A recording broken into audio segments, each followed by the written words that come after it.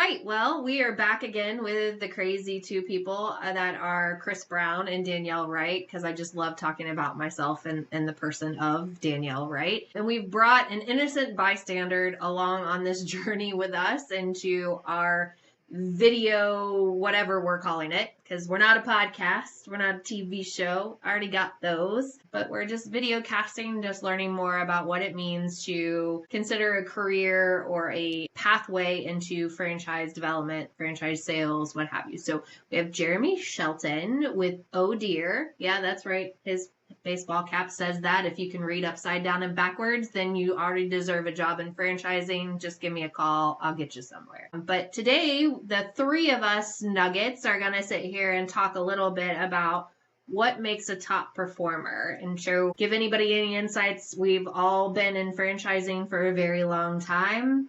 Some would say Jeremy's a Nepo baby, so he's been in it than all of us. But we have really honed in on our craft of helping people try to find the right franchise for them. But we all have worked specifically with franchisors, helping people to decide whether or not they're going to take this journey into business ownership. So thank you for joining us, Jeremy. Welcome to the Crazy Town. It's my pleasure. So question of the day is like, what makes a top performer? So kind of everybody like jog your memory banks. What's one or two things that you have done in your franchise sales career that kind of has stood out for others? What might have they said, hey, Jeremy's really good at this, or Jeremy's really good at that? Chris, like, what are you really good at?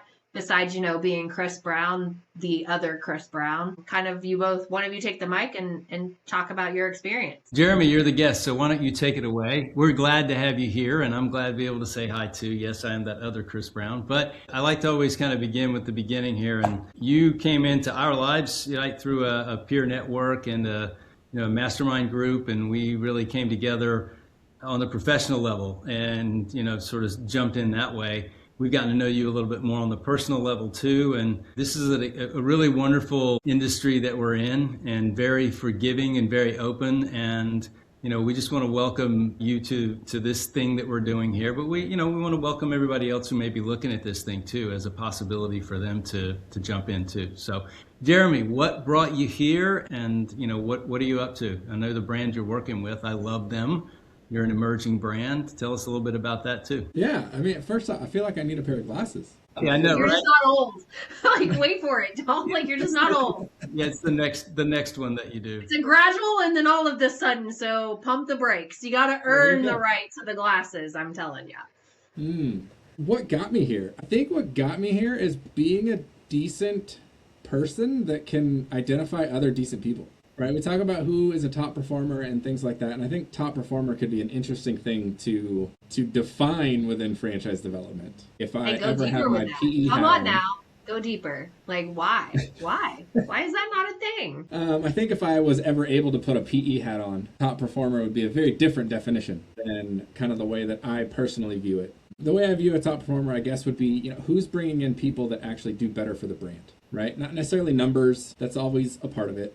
Right, if you can ever claim that you're the fastest growing franchise in any one independent sector, probably turns me away from you personally. But when I look at who's held on to their franchisees the longest, who's brought franchisees in that stick with the brand, that do well, that don't fail, that's what a top performer to me looks like in franchise development. And I think that in order to get there, you really have to get to the core of what people do well in your brand. How do you do that? What are some things that you look for in the people that you're talking to? I'm sure that helps make saying no that much easier. I know it's not an easier thing to say, but what are some key things that you look for your brand? I think you have to look at who the existing franchisees are and get to know, them on a level that is more than just what have you been able to achieve, what are your gross sales, those types of things. And look at the interaction between them and the franchisor themselves and kind of that team. And in order to maintain that, I think it's also about how you grow as a franchisor team. Are you bringing in internal staff that are going to continue to resonate the same way with those franchisees? I think it's also important to evaluate whether or not that interaction is healthy or not. So what are some ways that you do that? I mean, as a developer, how on the outside of that conversation are you? And do you have access to those people that some of which, maybe even most of which you've recruited into the system? You still maintain direct contact with them? I do. So for the most part, I have a minimum of a quarterly meeting with anybody that I've brought into the system, just to kind of learn from them still, right? Because the brand is way older than I am with the brand. And so maintaining that connection with them to see, did I position it well? When I said, hey, this is what you can expect, is that the reality that you got from the brand? I feel like that's really important as well. And getting that feedback to say like, hey, Jeremy, you had told me that this was going to be the hard point of becoming an Oh Dear franchisee, but actually this was the hardest part for me, type of a thing. And then that way I can position it better for the next person down the road. Or if somebody says, hey, this part of a business would be really hard for me. And I know, hey, that's something that other franchisees have said were going to be really hard. I can either position it or disqualify better based off of that. When you were talking about like top performer, maybe described differently, I think the key element out of all of that is like we will always be learning, right? Like don't ever try to be the resident expert of all things, because it changes in the blink of an eye, right? Franchise development is presenting the brand in its current stage of growth, wherever that may be. And to know that like with outside sources impacting ebbs and flows, you're only educating to what you know, but you don't know anything outside of that if you're not always taking that ability to learn more about it. I feel like I love the fact I used to go on visits with the operations team to franchise locations just so I could touch and feel and understand, because how better to communicate to a potential owner if you haven't had that experience. If you're just sitting behind a phone and a computer and a desk, the always be learning piece is important for a top performer in franchise recruitment or sales. So spot on. I agree with you on that completely. I love the always be learning, right? It's so the opposite of always be closing. What we're, the sales role. What's that? Glenn Glary, Glenn Ross, something like that. Hey, you got to admit, I'm listening to what he's saying because I took the note. I'm like, there you go. Here we go. There is a note to be had. Let me write the note, because I'll start talking and forget about everything that was going on. But I think when we're talking about top performers and Dvelop Academy and Dvelop Plus, and Chris had referenced that we all came together kind of under this mastermind group of franchise sales professionals. Like, sales is a dirty word. What would you say to someone when they come to you and say like, sales, franchise sales, like, see my face? What, like, this is a video thing, right? So you're seeing my crinkled face. What is the first thing you would say back to someone that says that, like, skeptical about what you're doing? Yeah, I mean, I don't sell anything. I'm actually a terrible salesperson. That whole like, here, sell me this pen, ain't happening. You're not going to buy that pen. Yeah. But I can sell you how the pen is going to make your life better. I can sell you how it meets your goals and what you desire out of having a pen, right? But the pen itself, I don't really care whether it's a Bic or like, and I still operate that way Sharpie. Today.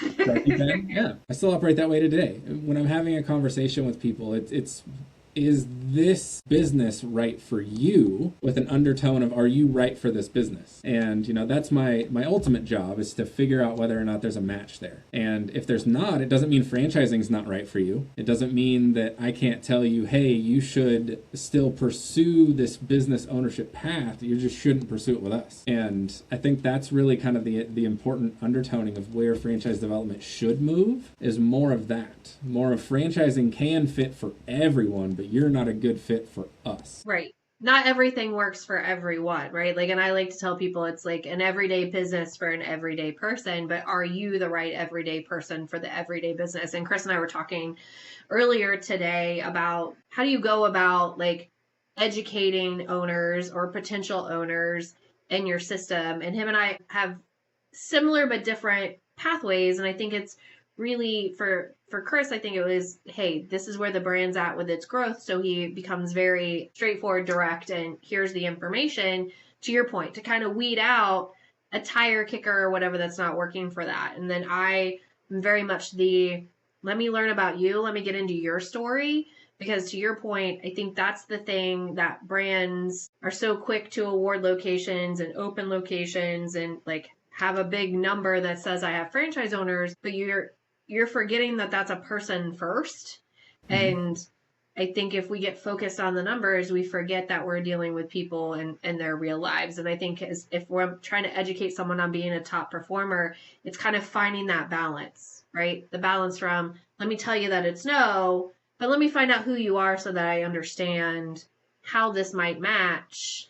And if it doesn't, to your point, like how do we help you find the thing that makes sense for you if it's not this? Like there are plenty of resources out there, but as someone trying to teach someone, what was a lesson that you learned early on in learning how to like work with franchisors and position brands? What's one thing that you would tell an up and coming developer to not forget to do no matter how long they've been in franchise sales? Self-validate. Okay. So I went to work for a franchisor pretty early on in my career doing fran dev. I will be polite and not mention their name. I didn't validate with anybody that they had worked with. I liked the brand, I liked the people that were part of the brand, but did zero validation on whether or not it should exist and whether they should be the ones that are doing that. And I worked for them for 18 months, did a fantastic job in my personal perspective of bringing the right people into the brand. And then out of nowhere, the entire brand disintegrated because the founders were not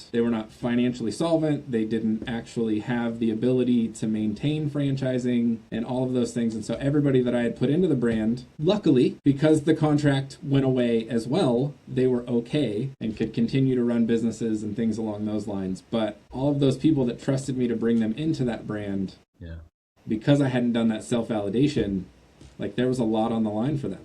Yeah.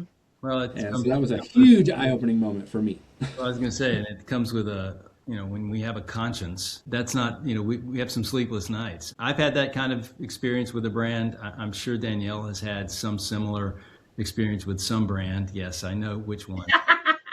But, so we're in this space right now, the three of us, and we've all been on panels and we've all been in these things to some degree, without these things sounding so formulaic or so like, this is the next question that Chris and Danielle are going to ask, and this is the next response that Jeremy's going to ask. What would you say? I think you share, and I kind of know where I'm going with this. I think you share a similar perspective with us, but what would you say to the person that was looking at franchise development as an option, I don't know anything about it. Should I get into it? What kind of life can I have? What's the one or two things that you would say to them and have at it? Yeah, I'd say franchise development's for you if you like people. Like I look back on the life that I'm able to live, and it is a great life. Like I won't, financially, everything, like the other options that I had in my... Checks all the boxes, right. Yeah. The other options that I had in my career, I don't think I'd be doing as well as I am today had I taken any of those other things way back when.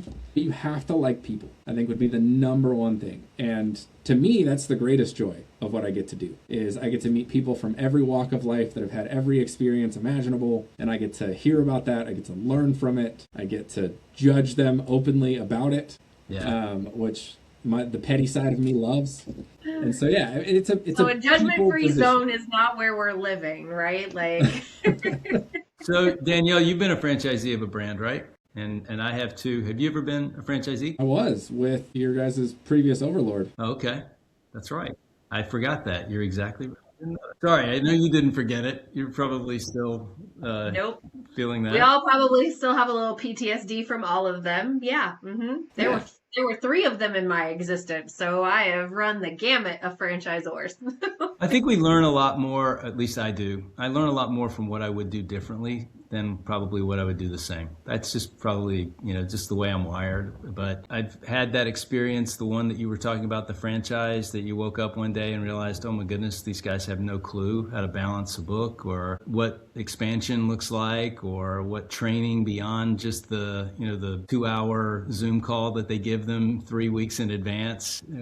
It's a tough space to be in. And those are kind of the things that we're attempting to prevent here too, not to sound like an advertisement, but it's, that's our mantra. That's why we're here. Danielle was talking about us talking earlier. We were talking about what do we do differently that maybe other developers do or don't do that makes us, puts us in a position where we sleep well at night, where we have a conscience and we feel good. And one of those things, for me was I like transparency, maybe to a fault. And I think I heard you say something along those lines earlier, was, I'll risk losing the person, the deal, the placement, whatever you want to call that. But at the risk of them not knowing what the potential roller coaster looks like in the first year of the business, to prepare them for that. When something's at the mercy of a market, like a price point or something like that, your brand doesn't deal necessarily with commodities or with that. It's a service business, but it's still. You still gotta put gas in a truck to get somewhere. You do? Yeah, that's true. Yeah, it's going to deal with fluctuations. Yeah. But one of the brands that I represent is, heavily influenced by a price point. And if that doesn't hit, it could be the difference between, being solvent and not. And so I prepare people for that in advance. And that comes from my being a franchisee of a brand that wasn't ready to franchise. So we all sort of relate to that. That got quiet real fast, and we're going to have dead silence because we just know we love some dead silence. So on that note, Jeremy, thank you so much for participating in whatever the heck this is that we are calling it. And Chris, thank you again for showing up and bringing, that energy. And then, thanks Danielle for showing up too and just doing what Danielle. Yes. We love you too. But for anybody watching, still paying attention, hopefully Jeremy comes back and we talk more things about what makes a successful developer. What does the word success mean? I think in the grand scheme, everybody wants to make some money. So in my head, that's how you describe it. We look forward to seeing everyone back next week for our next version of whatever this may be. And I'm kind of loving that title right now. So we just may leave it as that. Jeremy Shelton, this is Chris Brown, and this is Danielle Wright, and we'll catch you guys next week.